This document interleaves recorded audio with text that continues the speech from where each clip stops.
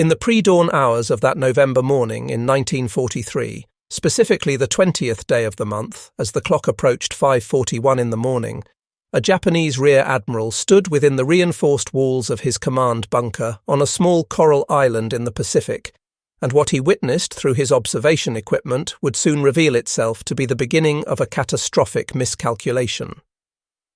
Keiji Shibazaki had made a bold proclamation about the defences he commanded, suggesting that an attacking force of 1 million men would need a full century to overcome the fortifications on Tarawa. Yet the reality that would unfold over the following 3 days would prove him devastatingly incorrect, though not without exacting a terrible toll on those who would prove him wrong. The island of Betio, situated within the Tarawa atoll, represented something extraordinary in the annals of military engineering and defensive preparation. What Shibazaki commanded was not merely a military position, but rather an entire island that had been methodically transformed into a single, unified fortress over the course of 15 months of intensive construction. The defenders under his command numbered 4,500 men, not ordinary soldiers but members of the Special Naval Landing Forces, the Imperial Japanese Navy's most elite combat units. Warriors who had been selected for their exceptional capabilities and unwavering dedication to their emperor and nation. These men occupied defensive positions that had been calculated with mathematical precision, where every possible angle of attack had been considered and countered, where fields of fire from different weapons positions interlocked so completely that there existed no safe approach to the beaches, and where artillery pieces had been pre-registered to deliver fire on every square metre of sand and coral that an attacker might attempt to cross. The Americans who were approaching this fortress in the darkness had no conception of what awaited them, could not have imagined the concentration of defensive firepower that had been packed into a piece of land measuring merely 291 acres, an area smaller than the famous Central Park in New York City. Within 76 hours, 18,000 United States Marines would accomplish what Shibazaki had declared impossible, though the price they would pay would shock the American public and fundamentally alter the way amphibious warfare would be conducted for the remainder of the war and beyond. The casualties that would result from this engagement defied all reasonable expectations and exceeded the worst predictions of even the most pessimistic military planners. More than 3,000 Americans would become casualties, with 1,009 Marines killed outright and another 2,101 wounded, many of them grievously. The Japanese garrison would be almost entirely annihilated, with only 17 soldiers surviving to become prisoners of war, along with 129 Korean laborers who had been forced to work on the island's defenses. What neither the Japanese commander nor the Marines aboard the approaching invasion fleet could have known was that they were about to participate in what military historians would later recognize as the most concentrated episode of violence in modern warfare history, measured by the ratio of casualties to the area over which the battle was fought. The physical dimensions of Betio Island barely seemed capable of containing the level of combat that would occur there.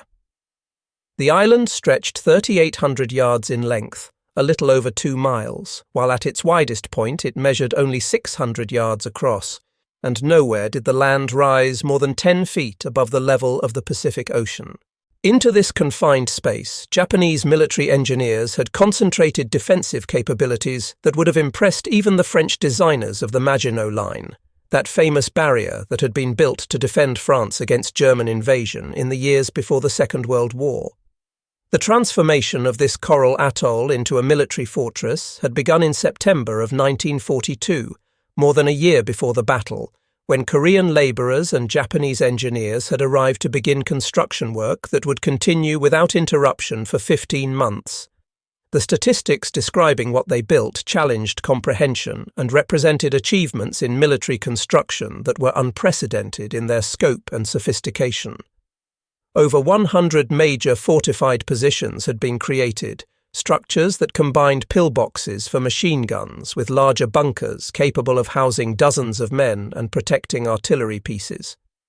14 coastal defence guns had been emplaced, including 4 massive 8-inch Vickers naval rifles that the Japanese had purchased from Britain back in 1910, weapons that could hurl heavy shells across vast distances of ocean to threaten approaching warships. 40 field artillery pieces of various calibers had been positioned to provide fire support, while over 200 machine gun positions had been established, each one carefully sighted to support the others in an interlocking pattern that ensured no section of any beach would be left without covering fire. The construction techniques employed in building these fortifications represented a masterpiece of engineering that combined traditional materials with innovative design. Each of the major bunkers featured reinforced concrete walls that measured up to 5 feet in thickness, constructed from a special mixture that incorporated crushed coral from the island itself, a material that paradoxically made the concrete stronger than standard formulations used elsewhere. Above these concrete walls, additional layers of protection had been added, including logs cut from coconut palms, a wood so dense that it would not float in water and could absorb tremendous explosive force without splintering. These logs, some of them 18 inches in diameter, formed a lattice that could dissipate the energy from bomb blasts or artillery shells. Railroad rails, transported from Japan at considerable expense and effort, had been incorporated into the structures to create frameworks capable of withstanding direct hits from even the largest naval guns. The entire complex of fortifications had then been covered with layers of sand and coral that in some locations reached depths of 10 to 12 feet, creating a cushioning effect that absorbed explosive energy more effectively than any modern material could have done. The Japanese had also deployed unique hexagonal pillboxes made of steel. Some of these structures dating back to the Russo-Japanese War that had been fought nearly 4 decades earlier, and these vintage fortifications had been incorporated into the overall defensive network to provide additional firing positions that complemented the more modern concrete emplacements.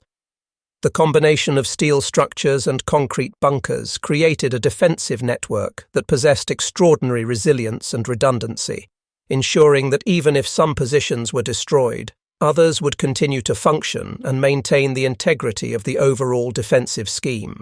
On the morning of November 19, 1943, a Marine officer named Michael P. Ryan stood on the deck of the battleship Maryland, positioned some 125 miles southwest of Tarawa, and surveyed the enormous fleet that surrounded his transport ship.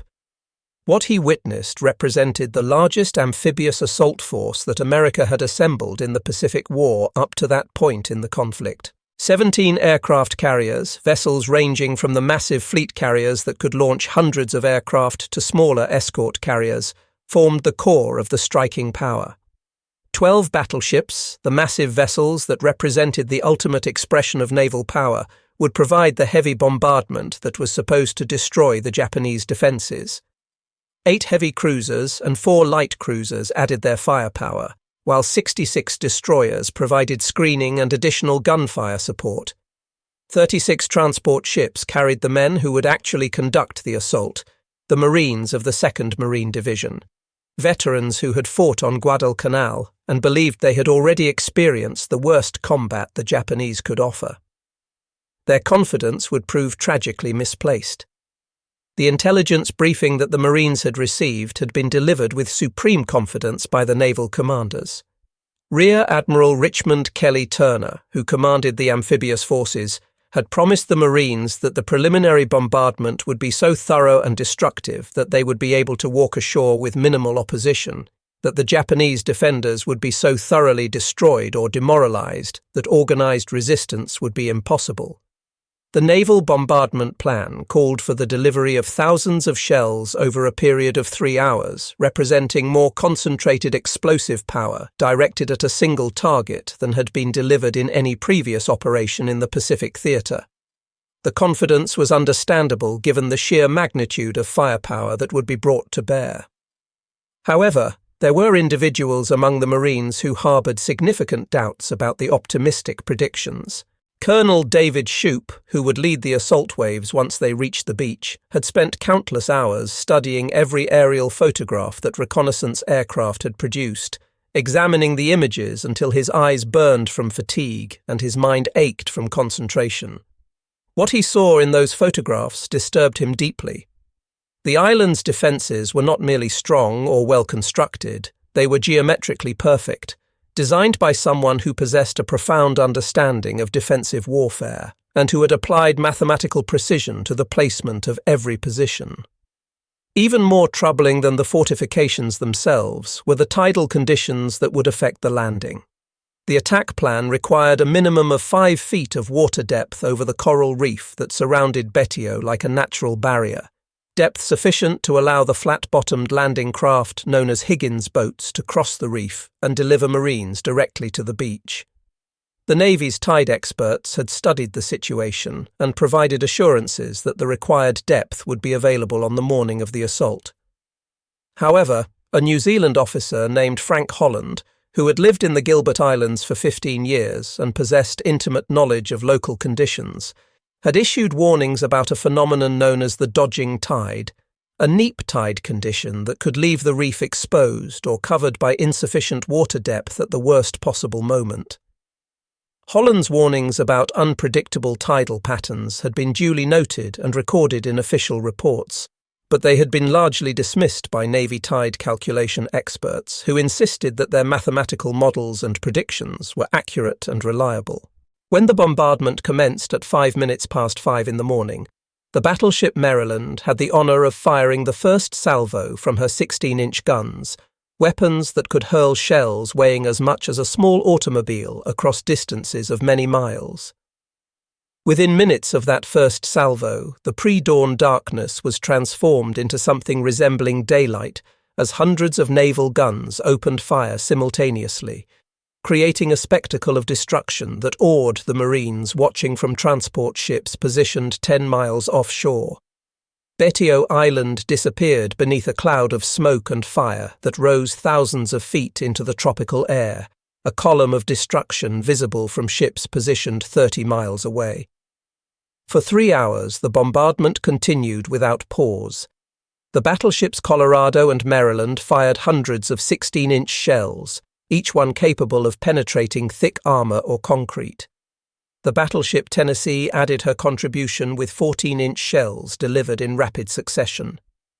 Light cruisers contributed thousands of 6-inch shells, while destroyers fired continuously until their gun barrels glowed red from the heat of sustained firing. In total, more than 3,000 shells struck the tiny island during those 3 hours, representing a concentration of explosive power that seemed certain to destroy every living thing and every defensive position on Betio. At 5 in the morning, carrier-based aircraft added their weight to the destruction. Dive bombers and torpedo bombers, aircraft carrying bombs of various sizes, dropped their ordnance in carefully planned patterns designed to systematically destroy every position that had been identified through aerial photography and intelligence analysis. The smoke column that rose from the island climbed so high into the atmosphere that it could be seen from ships positioned 30 miles from the target, a towering monument to American firepower and technological superiority. Yet despite the awesome display of destructive power, disturbing reports began reaching the command ships from naval spotters positioned to observe the results of the bombardment. Through gaps in the smoke that occasionally opened, these observers reported that the 8-inch coastal defense guns were still firing back at the American ships, that anti-aircraft positions remained operational and were engaging the aircraft overhead. As the smoke gradually cleared with the shifting winds, observers could see that the bunkers and pillboxes appeared to remain intact, standing like ancient monuments that were somehow immune to modern firepower, structures that defied the laws of physics and military science that suggested they should have been obliterated. The after-action reports that would be compiled in the weeks following the battle would reveal a terrible and embarrassing truth that undermined all the confident predictions. Of the more than 100 major defensive positions that existed on Betio before the bombardment, the 3-hour barrage had succeeded in completely destroying exactly 4 positions. The thousands of shells, spread across 291 acres of coral sand, had actually delivered relatively little concentrated firepower against individual hardened positions, each of which occupied an area no larger than a small house. The coral sand that covered the island absorbed much of the explosive force from the shells, dissipating the energy into the ground rather than transmitting it into the fortifications. The coconut log reinforcements that the Japanese had incorporated into their bunkers proved remarkably resilient against everything except direct hits, and the small size of each individual position meant that achieving such direct hits was far more difficult than the bombardment planners had anticipated.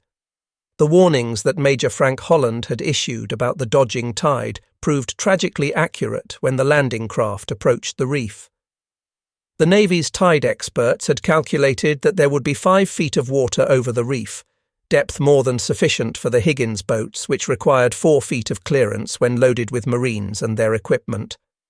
Holland had insisted that the depth would be insufficient, that local conditions would produce less water than the mathematical models predicted. The reality on the morning of November 20th turned out to be even worse than Holland's pessimistic predictions.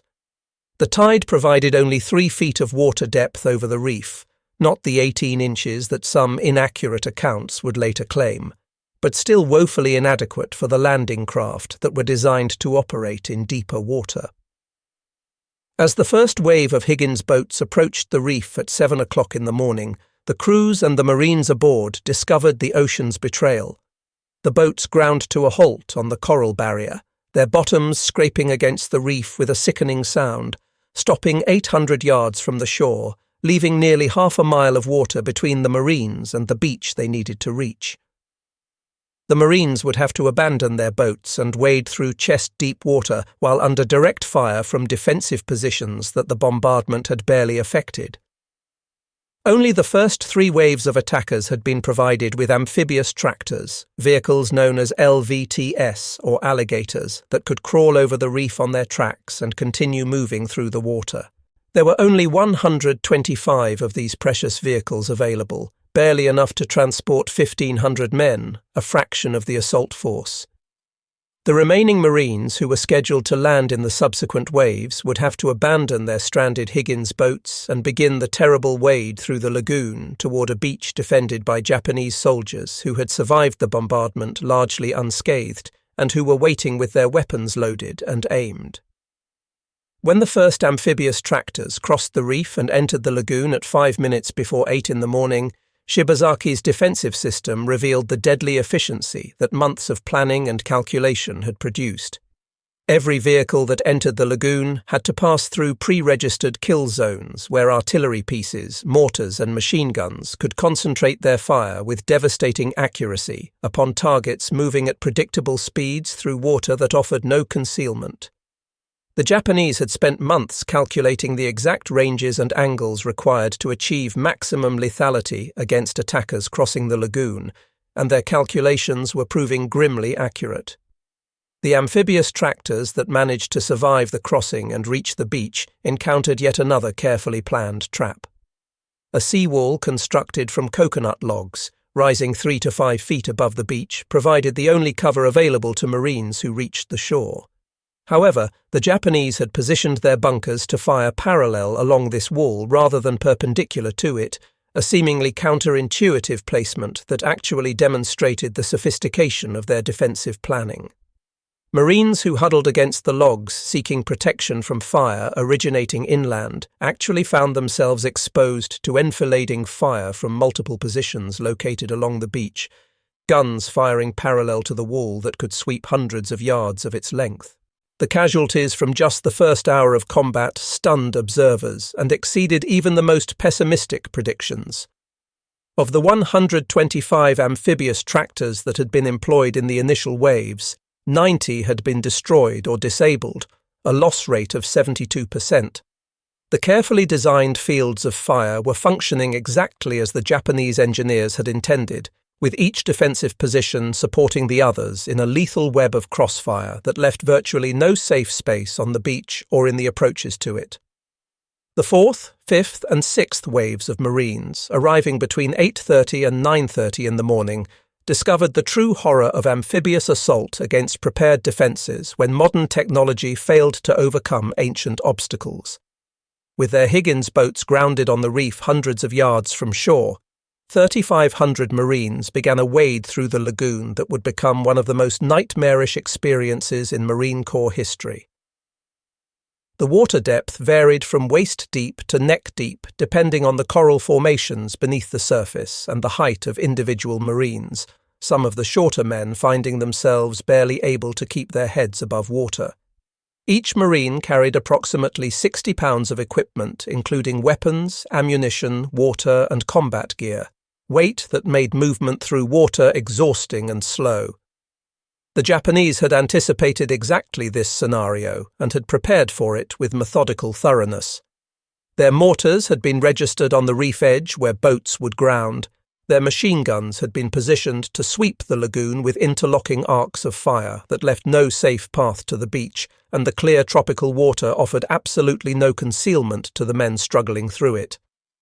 At an average wading speed, each Marine would be under aimed enemy fire for 35 minutes, an eternity in combat where most firefights lasted seconds or minutes. The casualties mounted with terrible efficiency and mathematical predictability.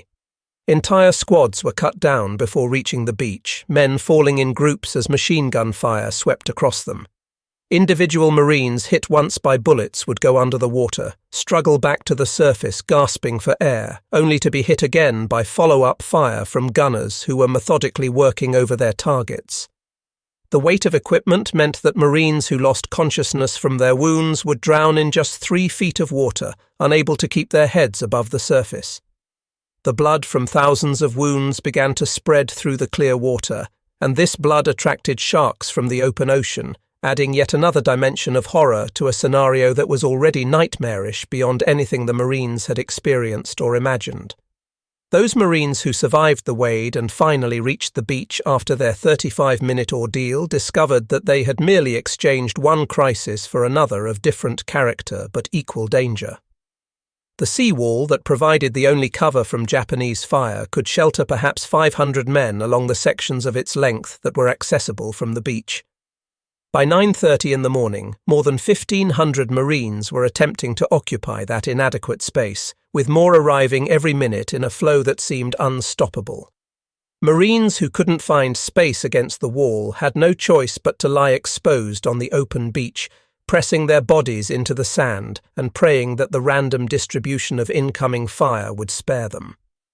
The Japanese defensive positions now revealed the brilliance of their positioning in ways that became horrifyingly clear to the men on the beach. A single bunker, properly positioned, could fire along hundreds of yards of seawall, sweeping it with machine gun fire that hit Marines who believed they were in cover. Machine guns positioned at different heights could fire over Marines crouched in front to hit those Marines standing or crouching behind them, creating a deadly 3-dimensional killing field. Mortars had been pre-registered on the seawall positions, meaning that Japanese gunners could drop rounds with deadly accuracy on specific sections of the wall without even having to see their targets, simply firing based on calculations and measurements made during months of preparation.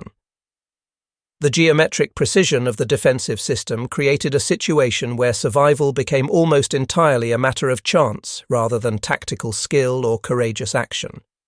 Marines pressed against the seawall had perhaps 18 inches of protection, the thickness of the coconut logs and the small amount of sand that had accumulated against them. Any movement, any attempt to rise up and return fire or advance inland meant immediate exposure to dozens of Japanese weapons that were watching for exactly such movement. Colonel David Shoup, who was supposed to command the assault from a position offshore, waded ashore himself at 10:30 in the morning after his command landing craft was destroyed 500 yards from the beach. He was hit in the leg by shrapnel during his wade through the lagoon, but remained mobile and functional despite the wound. Upon reaching the beach, he established his command post with his back pressed against the seawall alongside the Marines he was supposed to be commanding, and from this position he began the process of assessing a situation that could only be described as catastrophic. Of approximately 3,500 Marines who had attempted to land during the first 2 hours of the assault, roughly 1,500 were casualties, either dead or wounded, a casualty rate exceeding 40%. The survivors held a beachhead that measured approximately 700 yards in length along the beach, and at its deepest penetration, inland extended perhaps 20 yards from the water's edge, an area so small it could barely be marked on a map. However, even in this desperate situation, Shoup identified a critical vulnerability in what appeared to be the perfect Japanese defensive system. While the positions were mutually supporting and created interlocking fields of fire, the destruction of even a single bunker would create a gap in this interlocking pattern. These gaps, if they could be created and then exploited, would allow Marines to attack other positions from angles that the Japanese had not fortified, from directions where the bunkers had thin walls or no walls at all because the designers had assumed fire could only come from the beach. The perfect defensive geometry that looked so impressive on paper contained within it the seeds of its own potential destruction because it required every position to remain functional for the system to work as designed. Over a radio that was barely functioning, damaged by salt water and functioning intermittently at best, Shoup issued the orders that would ultimately define the character of the entire battle. The Marines would continue the attack regardless of casualties. There would be no withdrawal regardless of how bad the situation became, no pause for reorganization or reinforcement. The only path to victory lay in maintaining absolutely relentless pressure against the Japanese defenses until the system cracked under the cumulative weight of continuous assault. The battle's turning point, when it eventually came, did not result from carefully coordinated assault plans or brilliant tactical maneuvers, but rather from individual Marines making independent decisions to attack specific Japanese positions, regardless of the apparent suicidal nature of such attacks. These actions, though they appeared to violate every principle of military doctrine and common sense, began the process of unraveling the Japanese defensive network position by position. First Lieutenant William Dean Hawkins, who commanded a scout sniper platoon, led a series of attacks on Japanese positions that military doctrine clearly indicated were suicide missions. The doctrine stated explicitly that approaching fortified positions across open ground meant almost certain death from the defenders' fire. Hawkins chose to ignore this doctrine entirely.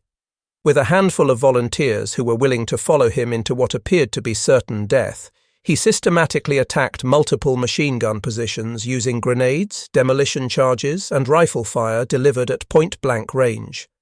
Though he was mortally wounded during these attacks, his actions created gaps in the defensive line that other Marines could exploit. First Lieutenant Alexander Bonnyman Jr., a combat engineer who had left a successful business career to enlist in the Marines despite being beyond the age when he could have been drafted, led the assault on the largest Japanese defensive position on the island, a massive bomb-proof shelter that served as a command post and could house hundreds of defenders. On November 22nd, Bonnyman led a group of Marines up the sand slope that covered this enormous bunker, advancing while under intense fire from multiple positions that could observe and engage his exposed force. Upon reaching the top of the bunker, he stood fully exposed to enemy fire and began shooting down into the bunker's entrance and ventilation openings, while his men brought up demolition charges that would be needed to destroy the position. He maintained this completely exposed position, drawing fire and providing covering fire for his men until he was killed by machine gun fire from an adjacent position. However, his sacrifice allowed the Marines to complete the placement of demolition charges and destroy this critical defensive position, creating a major gap in the Japanese defensive network. By 2 o'clock in the afternoon of that first day, inside the remaining Japanese bunkers that had not yet been destroyed, a terrible realization was spreading among the defenders that contradicted all their training and expectations. The Americans were not responding to casualties in the way that military doctrine and mathematical calculations had predicted they would. Military units that had suffered 50% casualties, the point at which military theory suggested that most forces lose combat effectiveness and cease to function as organized fighting formations, were still advancing and attacking. The Marines were absorbing losses that, according to all military theory, should have caused complete collapse of unit cohesion and morale, yet they continued attacking with undiminished determination. The Japanese defensive plan had been based on rational assumptions about how military forces respond to casualties.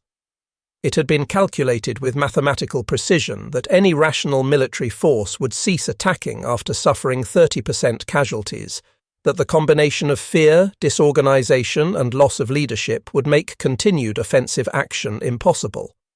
The mathematical certainty of this calculation had been built into the defensive planning from the very beginning. However, the Marines were demonstrating that human determination and willpower could overcome tactical logic and military theory. For all their meticulous preparation and brilliant engineering, the Japanese defenders had no response to this variable that defied calculation. Their perfect geometric defense required defenders to remain at their assigned positions, maintaining the interlocking fields of fire that made the system work. As Marines eliminated positions one by one through sustained attacks that defied rational calculation of survival probability, gaps appeared in the defensive network. Each gap allowed more Marines to advance into areas that had previously been covered by crossfire, which created additional opportunities to attack other positions, which created more gaps, accelerating the systematic collapse of the defensive system through a cascading failure that the designers had not anticipated. By 4 o'clock in the afternoon, the rising tide that had betrayed the Marines in the morning now provided some assistance, finally allowing some landing craft to reach the beach directly rather than grounding on the reef, though many vessels still found the water depth insufficient and had to unload their Marines into the lagoon. Reinforcements began arriving in greater numbers, though they continued to face intense fire during their approach. The beach that had been a pure killing ground just 6 hours earlier was now a chaotic but functional landing zone as Marines consolidated the positions they had captured and organized for the continued push inland, advancing meter by bloody meter against defenders who showed no inclination to surrender or retreat. Colonel Shoup, still commanding from his position near the seawall despite his wound and despite the continued danger from Japanese fire, coordinated the battle through a network of runners, Marines who volunteered to carry messages across fire-swept ground between different units because radio communications had largely failed. The mortality rate among these message runners was appalling, with many being killed or wounded before delivering their messages, but volunteers never stopped coming forward to replace the fallen. Their courage in maintaining communications when technological systems had failed proved vital to coordinating the various assault elements and preventing the attack from fragmenting into isolated actions that the Japanese could defeat in detail. These individual acts of courage were creating cumulative effects that mathematical models could not have predicted. Where Japanese planners had calculated fields of fire and casualty ratios based on rational military theory, the Marines were demonstrating that determination could overcome defensive advantages. Progress was measured in yards gained at terrible cost, with each small advance purchased with casualties that seemed disproportionate to the ground gained, but it was progress nonetheless, and the cumulative effect of many small advances was gradually destroying the defensive system. As darkness fell at 9 o'clock on the evening of that first day, the Americans held a precarious beachhead that remained vulnerable but represented proof that Shibazaki's fortress could be cracked. Of approximately 5,000 Marines who had attempted to land during the day, more than 1,500 were casualties, a rate that would have been considered catastrophic in any previous American military operation. Yet they were ashore in force. They had proven that the defensive system could be penetrated, and they had learned costly lessons about how to attack the Japanese positions more effectively. The night brought new challenges that required different tactical approaches. The Japanese, who had trained extensively in night fighting and who generally held advantages over American forces in nocturnal combat, prepared for potential counterattacks that could exploit the darkness to approach American positions undetected. However, instead of launching the traditional massive banzai charge that American commanders had been expecting and preparing for, the Japanese conducted smaller probing attacks designed to infiltrate Marine lines and gather intelligence about American positions and strength. The Marines, who had been kept on high alert throughout the night in expectation of a major assault, remained vigilant and repelled these probing attacks while continuing to improve their defensive positions and prepare for the next day's offensive operations.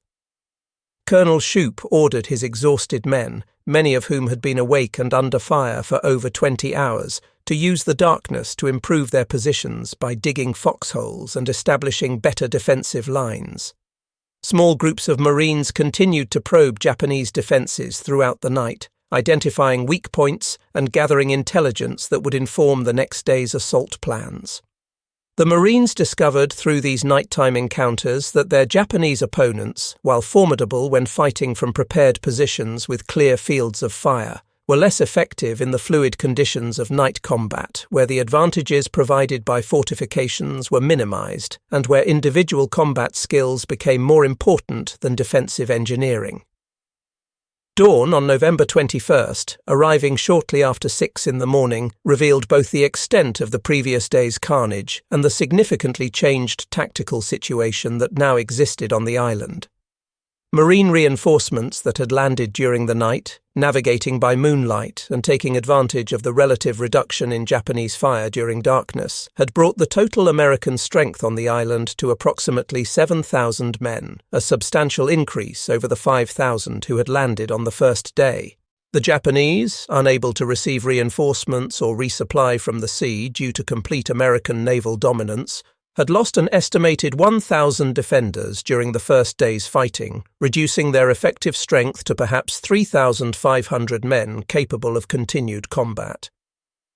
Major Michael P. Ryan, the officer who had watched the invasion fleet from the deck of the Maryland, led a crucial assault on what was designated as Green Beach on the western shore of Betio. This beach had been less heavily defended than the northern beaches where the main assault had occurred, perhaps because the Japanese had judged it less likely to be used for a major landing. Ryan's forces managed to land with relatively lighter casualties compared to the nightmare that had occurred on the northern beaches, and they immediately began pushing eastward along the island's axis, attacking Japanese defensive positions from directions that the defenders had not anticipated or heavily fortified against, exploiting the fundamental weakness in any fixed defensive system, which is vulnerability to attack from unexpected directions. The systematic reduction of Japanese strongpoints throughout the second day accelerated as Marines applied the hard-won lessons from the previous day's fighting. Each fortified position required specific tactical solutions that had to be developed through trial and error, but certain patterns were emerging. Either direct fire from Sherman tanks that had finally made it ashore during the night could be used to suppress the bunker's weapons, or combat engineers equipped with demolition charges and flamethrowers could approach under covering fire to destroy the position at close range. The process was methodical, brutal, and time-consuming, involving a repetitive cycle of suppressing fire to keep defenders from shooting, rapid advance by assault teams carrying explosives, destruction of the position with demolitions or flamethrowers, and then movement to the next position to repeat the entire process. The assault on Admiral Shibazaki's command bunker, which occurred at 2 in the afternoon of the second day and represented the symbolic turning point of the entire battle, demonstrated the level of effort required to destroy the largest and most heavily fortified defensive structures. This massive fortification, the largest single structure on the island, had been constructed with concrete walls measuring 5 feet in thickness and had been covered by tons of sand and coral to provide additional protection. The bunker featured multiple firing positions that allowed defenders to engage targets in various directions, and it contained underground chambers capable of housing 300 men along with ammunition, food, water, and medical supplies. The assault on this position required unprecedented coordination between different combat arms working together.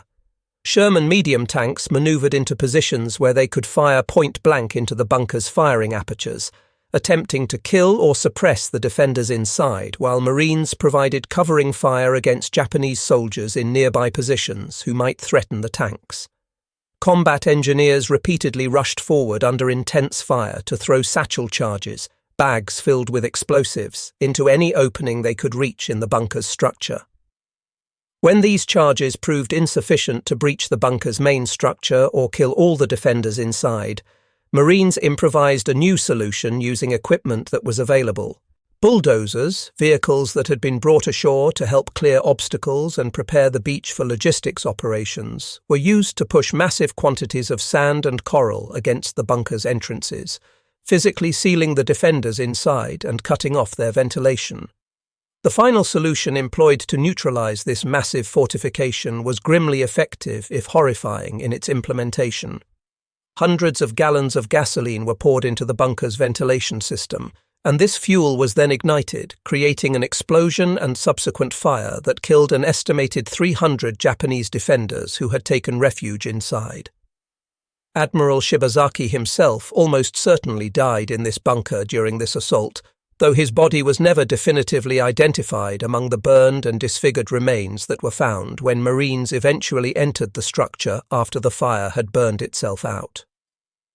The capture of the airfield, which occurred at 4:30 in the afternoon of the second day and represented the achievement of the primary strategic objective for the entire operation, demonstrated how the battle's momentum had shifted decisively in favor of the attackers. The airfield, though damaged by the naval bombardment and subsequent fighting, was now within Marine-controlled territory and would be repaired and made operational for American aircraft within days. The Japanese had concentrated many of their defensive positions around this vital installation in the belief that the Americans would make it their primary objective and would therefore be willing to accept heavy casualties to capture it quickly. However, the American approach of establishing any foothold possible and then expanding systematically regardless of specific objectives had bypassed much of this concentrated defense. The willingness of Marines to accept massive casualties simply to get ashore at any location, rather than focusing on specific high-value targets, had broken the Japanese defensive concept that had been based on defending key terrain rather than every meter of coastline. By dawn on the third day, November 22nd, arriving at 6 in the morning, Marines controlled approximately 2/3 of Baitio's total area. Japanese resistance had fragmented into isolated pockets of defenders who were no longer able to coordinate their actions or support each other as the original defensive plan had required. Of the original 4,500 Japanese defenders who had manned the island's fortifications, fewer than 1,000 remained alive, and many of these survivors were wounded. All were running critically low on ammunition as the battle entered its third day. These remaining defenders, who understood that their situation was hopeless and that no relief or escape was possible, fought with the desperation of men who knew they were going to die and were determined to kill as many enemies as possible before their own deaths.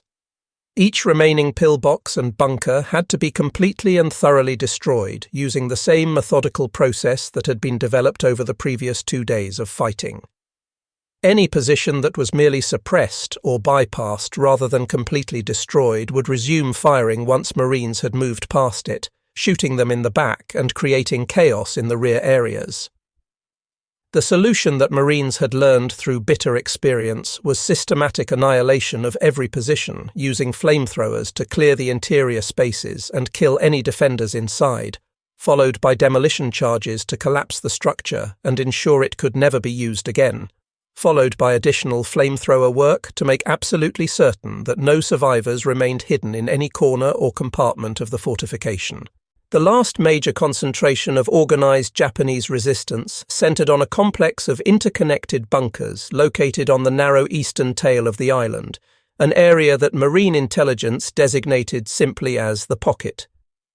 Approximately 500 Japanese defenders had retreated into this area and created a final redoubt, using the narrow tail of the island to concentrate their remaining firepower and create a final defensive position from which there could be no further retreat.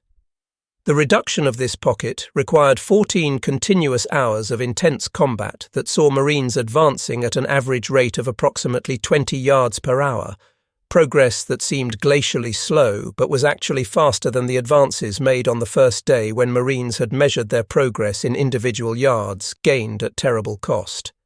Each bunker in the pocket was subjected to the same methodical destruction process that had been refined over 3 days of combat. Tank fire to suppress defenders and prevent them from effectively returning fire, engineers with explosive charges to breach the fortification's walls, flamethrowers operated by Marines who had to approach within meters of the bunker entrances, and finally infantry to move in and confirm that all defenders had been eliminated. By nightfall, on November 22nd, the pocket had been systematically reduced and eliminated. The few dozen Japanese soldiers who survived this final reduction conducted one last banzai charge after midnight, a futile gesture born of desperation rather than any realistic hope of changing the battle's outcome, and this charge ended in the complete annihilation of the attackers under concentrated Marine machine gun fire that cut them down before they could reach American lines. At precisely 13:30 hours on November 23rd, after 76 hours of continuous combat that had barely paused even during the hours of darkness, Betio was officially declared secure by the commanding general. The final accounting of casualties was staggering in its lopsided nature and demonstrated the near-total annihilation of the Japanese garrison. Of 4,500 Japanese defenders who had manned the island's fortifications at the start of the battle, only 17 Japanese soldiers survived to be taken as prisoners of war, representing a casualty rate of 99.7%, virtually complete annihilation. An additional 129 Korean labourers who had been forced to work on constructing the fortifications and who had taken no active combat role also survived and were taken into custody. American casualties totaled 1,009 Marines killed in action, along with 30 sailors who died when their ships were damaged by Japanese coastal defense guns, while 2,101 Marines had been wounded, many of them severely, and many requiring evacuation to hospital ships for treatment that would continue for months. In just 76 hours of combat, the 2nd Marine Division had suffered more total casualties than the entire Marine Corps had experienced during 6 months of fighting on Guadalcanal in the previous year, making Tarawa the bloodiest battle in Marine Corps history up to that point. However, the strategic victory was complete and undeniable. The airfield became operational within days of the battle's conclusion, with American engineers rapidly repairing the damage and extending the runways to accommodate heavy bombers. This airfield would support operations throughout the Central Pacific for the remainder of the war, providing a forward base for reconnaissance aircraft, bombers striking Japanese positions throughout the region, and fighters providing air cover for subsequent amphibious operations. More importantly for the future conduct of the war, the lessons learned on Tarawa, written as they were in the blood of Marines who had paid with their lives or their health for each lesson, would save thousands of lives in subsequent amphibious operations throughout the Pacific. The aftermath of Tarawa triggered the most comprehensive and thorough revision of amphibious warfare doctrine in the entire history of the American military. Every single aspect of the battle was analyzed in exhaustive detail. Every failure was documented without attempt to conceal or minimize mistakes. Every success was studied to understand what had worked and why. The Navy acknowledged without reservation or excuse that its pre-invasion bombardment had been wholly inadequate in both duration and effectiveness. Future operations would feature prolonged bombardments lasting days or even weeks, rather than the mere 3 hours that had preceded the Tarawa landing, using armor-piercing shells equipped with delayed fuses that were specifically designed to penetrate reinforced concrete before exploding inside the fortification, rather than exploding harmlessly on the surface. The establishment of underwater demolition teams, specialized units that would eventually evolve into the famous Navy SEALs, would ensure that accurate reconnaissance of beach conditions would be obtained before any landing, and that obstacles like the coral reef at Tarawa would be identified and either removed or accounted for in the landing plan.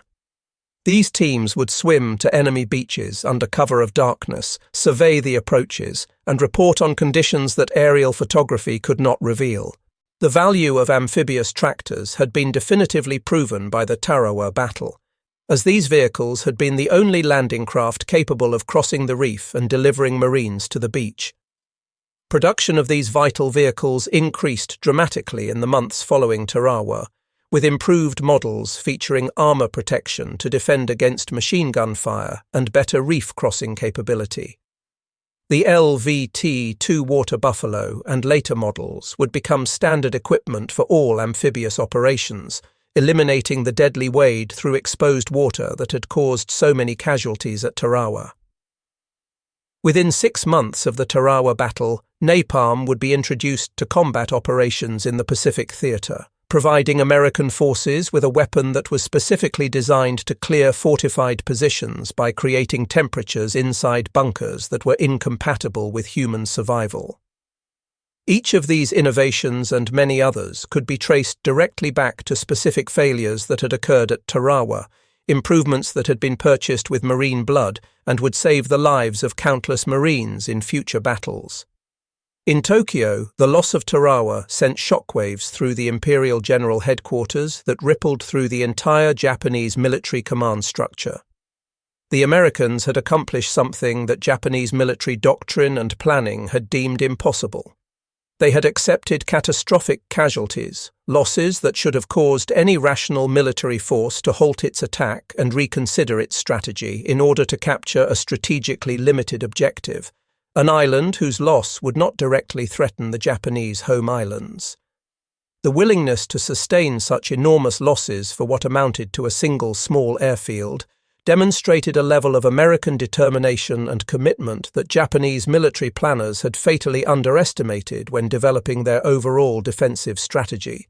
The Japanese defensive strategy for the Pacific had been calculated on the assumption that heavily fortified island strongholds would exhaust American resolve through attrition, that the American public would not tolerate the casualties required to capture these positions, and that eventually the United States would seek a negotiated peace rather than continue suffering such losses. Tarawa proved the opposite of everything these calculations had assumed. Americans had demonstrated that they would accept whatever casualties were necessary to maintain strategic momentum toward Japan. The entire Japanese defensive strategy required fundamental reconsideration. If Americans would pay the price demanded at Tarawa, then no defensive position anywhere in the Pacific could reasonably be expected to stop them, only to delay them temporarily while inflicting casualties that Americans seemed willing to accept. Japanese defenders on other islands throughout the Pacific studied every available report and piece of intelligence from Tarawa, trying to understand what had happened and how they might improve their own defensive positions. However, the lessons they learned were ultimately dispiriting and demoralizing. The Americans had learned from their mistakes at Tarawa and would not repeat them in future operations. Future amphibious assaults would feature the overwhelming firepower of extended bombardments, the technological advantage of specialized equipment like amphibious tractors and flamethrowers, and the refined tactics that had been developed through the painful lessons of Tarawa. Every advantage that had helped the Tarawa garrison inflict such heavy casualties would be countered or minimized in future battles. Decades after the battle had ended, veterans of Tarawa struggled to convey to others the intensity of those 76 hours and the concentration of violence that had occurred in such a confined space over such a compressed period of time. The level of combat intensity defied normal human experience and exceeded anything that most of these veterans, many of whom would go on to fight in other major Pacific battles, would experience anywhere else in the war. Marines who had fought across numerous Pacific islands, participating in the campaigns at Iwo Jima, Okinawa, Peleliu, and other bloody battles, universally rated Tarawa as their worst experience, more intense and more horrifying than any of these later battles that would be more famous and more celebrated in popular culture. The survivors of Tarawa formed a unique fraternity among themselves, bound together by the shared experience of participating in the most concentrated killing ground in the entire history of the Marine Corps. At reunions held in the decades after the war, these veterans spoke among themselves of things that could not be adequately conveyed to anyone who had not been present on that island, experiences that defied description and understanding. They spoke of the wade through the lagoon while under constant fire, of the desperate fight pressed against the sea-wall with nowhere to go and no cover except 18 inches of coconut logs, of the systematic reduction of defensive positions that had seemed utterly impregnable and impossible to destroy. Many of these veterans returned to Tarawa in their later years, travelling back to the scene of their greatest trial, and found it nearly impossible to reconcile the peaceful tropical paradise they saw with their memories of the hell they had experienced there. The physical remnants of the battle remained visible on the island for decades after the war ended, slowly being reclaimed by the tropical jungle but never completely disappearing. The concrete bunkers that had been the focus of so much combat remained standing, though plants and trees grew through cracks in their walls. Rusted hulks of destroyed amphibious tractors could still be seen in the lagoon at low tide, marking the path that Marines had taken during their assault. These physical remnants served as monuments and memorials to the terrible price that had been paid for victory, silent testimony to courage and sacrifice that transcended normal human understanding. The Marine Corps' official after-action report on the Tarawa operation carried a subtitle that was brutally honest in its assessment, referring to lessons that had been written in blood, acknowledging explicitly that every tactical improvement recommended in the report had been paid for with Marine casualties.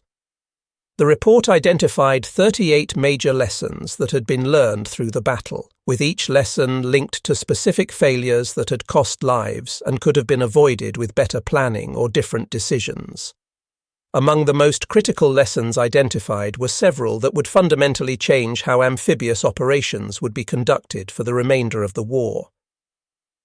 Area bombardment using naval gunfire could not effectively destroy point targets like individual bunkers, and future operations would require direct fire at specific identified positions for extended periods, rather than general bombardment of an entire area. Aerial photography alone was insufficient for gathering the intelligence needed to plan an amphibious assault, and future operations would require human reconnaissance, including swimmer scouts who could personally observe beach conditions and defensive positions. Tide calculations had to account for worst-case scenarios rather than relying on mathematical models that assumed normal conditions, with contingency planning required for situations where actual conditions differed from predictions. Communication equipment had to be completely waterproofed with multiple redundant systems established, as the failure of communications at Tarawa had nearly caused the battle to be lost despite the Marines' courage and determination. Tank infantry coordination was not an optional tactical refinement, but rather an essential requirement for reducing fortified positions, as tanks could provide direct fire support that infantry alone could not match. Major General Julian Smith, who commanded the 2nd Marine Division during the battle, added a personal observation to the official report that captured the essential truth about Tarawa and its meaning for future operations. Every mistake that had been made during the battle had been paid for in blood, but those sacrifices had purchased knowledge that would save countless lives in future battles. The lessons learned at Tarawa would ensure that subsequent amphibious operations would be conducted with better planning, better equipment, better tactics, and better results. Within weeks of Tarawa's capture, the strategic value of the island began to manifest itself in concrete operational advantages. B-24. Liberator heavy bombers operating from the rebuilt and expanded airfield struck Japanese positions throughout the Marshall Islands, conducting bombing raids that softened these targets for the next phase of the American advance. Photo reconnaissance missions launched from Tarawa provided detailed intelligence about Japanese defensive positions that proved invaluable for planning subsequent amphibious assaults. The intelligence gathered from these missions allowed American planners to identify and target specific defensive positions during the bombardment phase, maximizing the effectiveness of the preparatory fires. However, Tarawa's greatest value to the American war effort was ultimately psychological rather than purely military or strategic. The battle had proven to both the Japanese and to America's own military leadership that no defensive position, regardless of how heavily fortified or expertly designed, could stop the American advance if the United States was willing to pay the necessary price in casualties. This knowledge undermined Japanese morale throughout the Pacific Theater, as defenders on other islands realized that their fortifications would only delay rather than prevent American victory. Simultaneously, this same knowledge strengthened American resolve, proving that determination and courage could overcome any obstacle. Admiral Chester Nimitz, who commanded all American naval forces in the Pacific as Commander-in-Chief of the Pacific Fleet, later provided an assessment of Tarawa's significance that looked beyond the immediate tactical and strategic results to understand its deeper meaning. He argued that Tarawa represented the true turning point of the Pacific War, not because of the territory gained or the airfield captured, but because of what the battle proved about American resolve and the American military's ability to learn from its mistakes and adapt its tactics. The road to Tokyo lay open before American forces if America possessed the will to travel that road regardless of the costs that would be demanded, and Tarawa had proven conclusively that America possessed exactly that kind of determination. 3 months after the Tarawa battle ended, American Marines conducted amphibious assaults in the Marshall Islands, applying every lesson that had been learned from the earlier operation. The contrast in results was dramatic and vindicated the changes that had been made. Kwajalein Atoll, which featured defensive positions that were more heavily fortified than those at Tarawa, fell to American forces with casualty rates that were only 1/5 of what had been suffered at Tarawa. The island of Eniwetok, which was equally well fortified, was captured with minimal losses compared to the bloodbath that had occurred at Tarawa. The differences between these operations and Tarawa could be traced directly to specific improvements and changes. Prolonged naval bombardment using armor-piercing shells had actually succeeded in destroying Japanese defensive positions, rather than merely suppressing them temporarily. Abundant supplies of amphibious tractors had eliminated the deadly reef crossing that had caused so many casualties at Tarawa, allowing Marines to ride all the way to the beach in protected vehicles. Underwater demolition teams had cleared obstacles and provided accurate intelligence about beach conditions, eliminating the element of surprise that had contributed to the disaster of the first wave at Tarawa. Improved coordination between tanks and infantry had allowed rapid reduction of bunkers without the heavy casualties that had been required at Tarawa. Flamethrowers had been made available to assault troops from the very first wave, providing an effective weapon against fortified positions. Every single one of these improvements traced its origin directly back to failures and inadequacies identified at Tarawa. The blood that had been spilled on that tiny coral island had purchased tactical and operational knowledge that fundamentally transformed American amphibious capabilities and made the remainder of the Pacific War less costly than it otherwise would have been. Beyond the statistics and the strategic assessments lay thousands of individual tragedies that defined Tarawa's true human cost in ways that numbers alone could never capture. Of the 4 Marines who received the Medal of Honor for their actions during the battle, 3 of them died earning their decorations, giving their lives in acts of extraordinary courage that went beyond normal human capabilities. Hawkins, Bonnyman, and Bordelon had each attacked positions that seemed utterly impregnable, positions that rational tactical analysis suggested could not be successfully assaulted, and they had persisted in their attacks until they were killed or until the positions were destroyed. Only Colonel Shoup survived to wear his Medal of Honor, and he would later rise to become the 22nd Commandant of the Marine Corps, carrying with him throughout his career the memories of those terrible days on Tarawa. Thousands of other Marines suffered wounds that would affect them for the remainder of their lives, both physically and psychologically.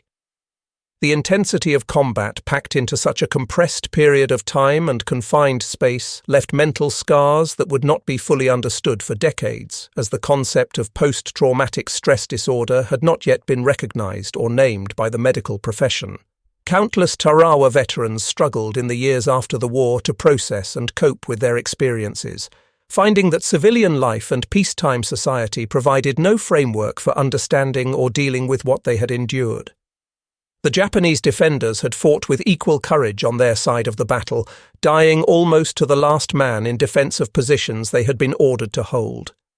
Their defensive preparations demonstrated brilliance in military engineering. Their resistance throughout the battle had been fanatical in its intensity, and their sacrifice had been virtually complete, with only 17 soldiers out of 4,500 surviving to become prisoners.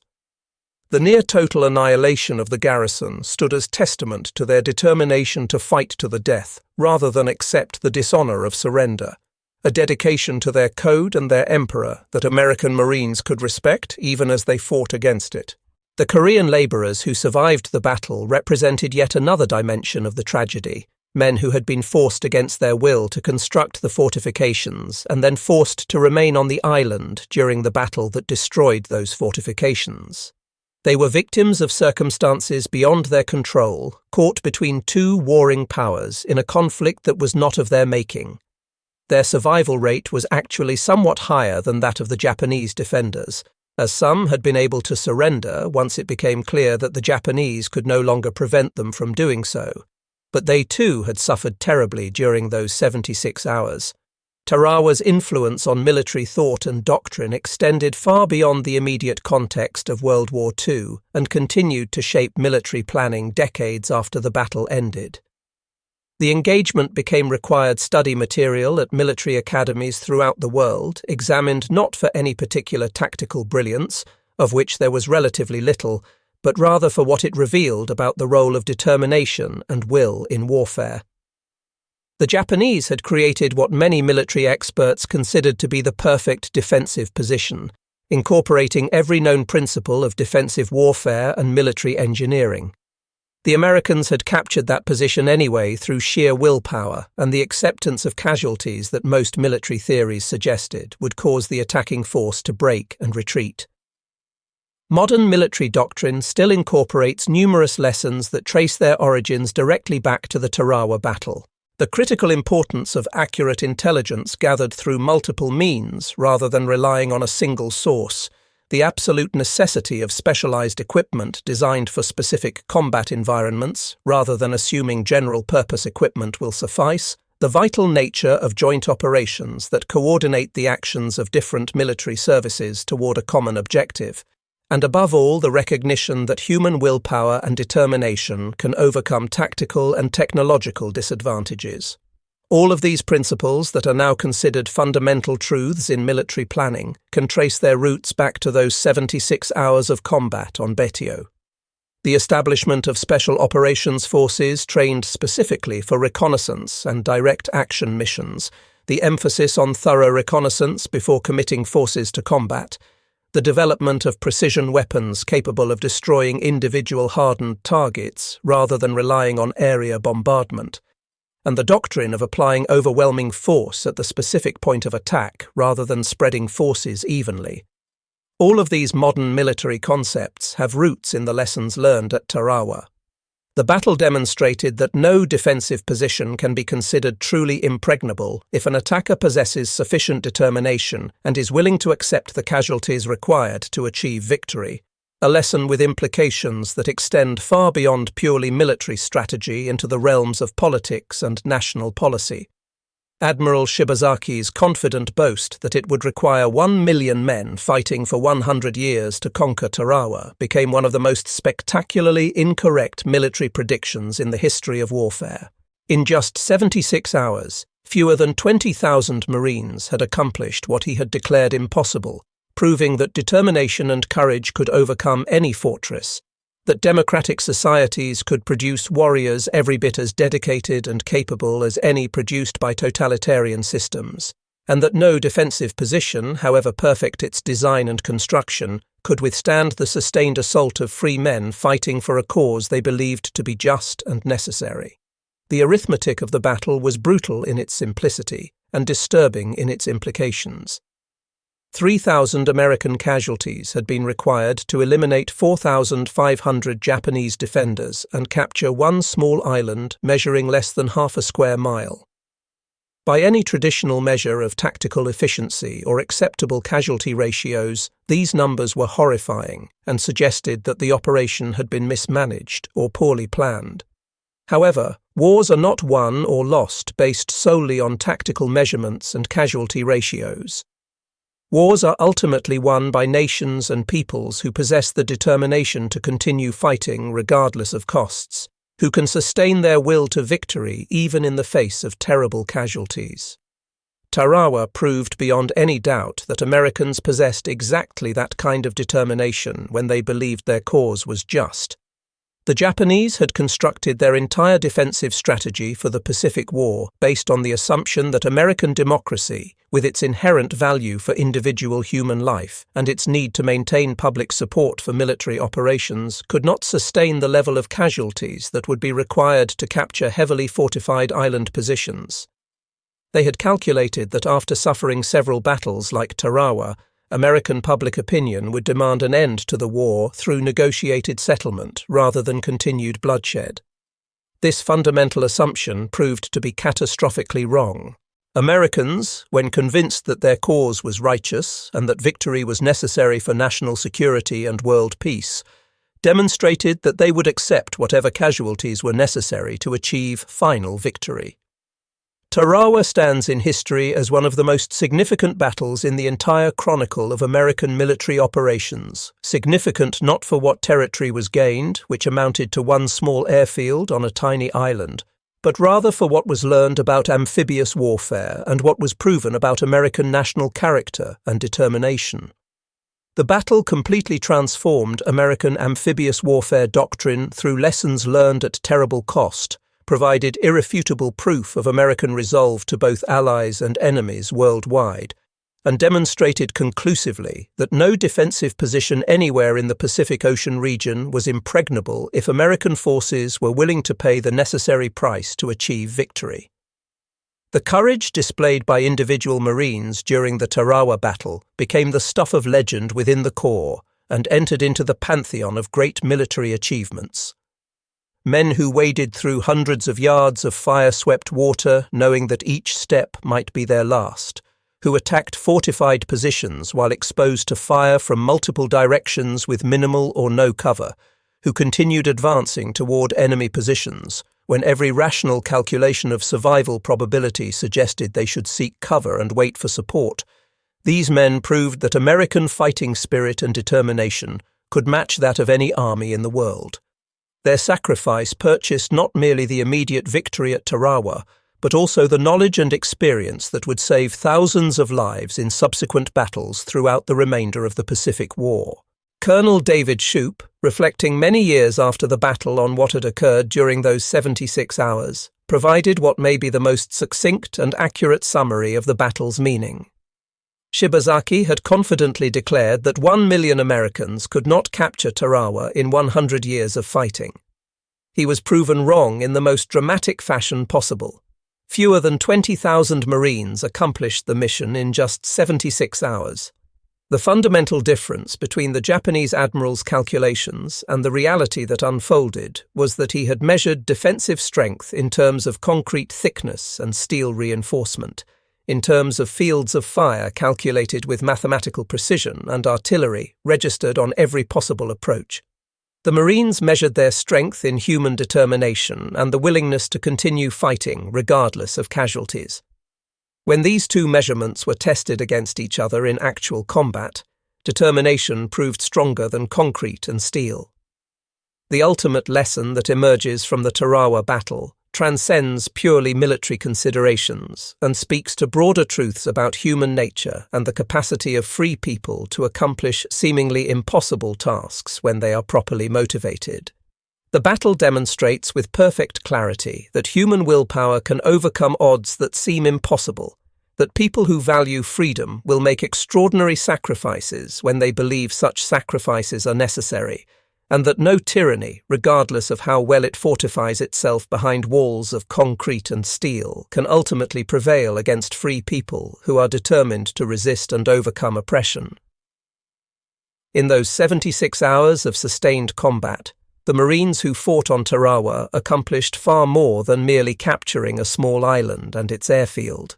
They proved beyond any possibility of doubt that the road to Tokyo lay open before American forces, that American national resolve could not be broken by battlefield casualties, no matter how severe, and that ultimate victory, regardless of how costly the path to that victory might prove to be, was absolutely inevitable given American determination to see the war through to complete victory.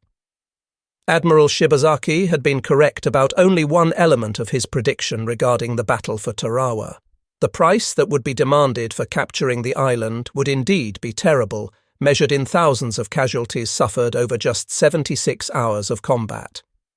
However, Americans proved themselves willing and able to pay that terrible price when they believed the cause justified such sacrifice. The young men who waded through that lagoon under sustained fire, who pressed themselves against that seawall while shells and bullets filled the air around them, who charged forward against positions that seemed utterly impregnable and impossible to capture, these men had transformed what Admiral Shibazaki had confidently declared to be impossible into something that became inevitable through their courage and sacrifice. In accomplishing this transformation from impossible to inevitable, they wrote one of the most heroic and inspiring chapters in the entire history of American military operations, a chapter written in blood on the coral sand of a tiny Pacific island that would forever be remembered as Tarawa.